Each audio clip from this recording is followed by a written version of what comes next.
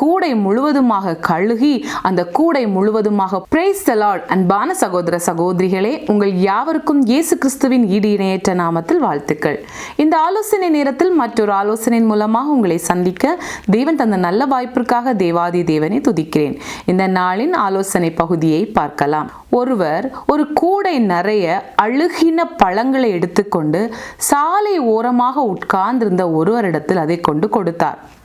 அவரும் அதை ஆசையாக பெற்றுக்கொண்டு அதை தன்னிடத்தில் வைத்துக்கொண்டு அந்த கூடை முழுவதுமாக கழுகி அந்த கூடை முழுவதுமாக பூக்களால் நிரப்பி அவருக்கு கொடுத்தார்.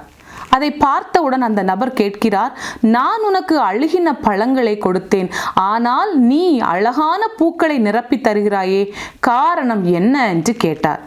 உடனே அந்த நபர் சொல்கிறார், யார் யாருடைய இருதயத்தில் என்ன இருக்கிறதோ அதை தான் அவர்கள் தருவார்கள் என்று சொன்னார். ஆம் அருமையானவர்களே, நம்முடைய இருதயம் எப்படிப்பட்டதானதாக இருக்கிறது? தூய்மையானதாகவா அல்லது அழுக்கு நிறைந்ததாக இருக்கிறதா? சற்று ஆலோசனை செய்து பாருங்கள்.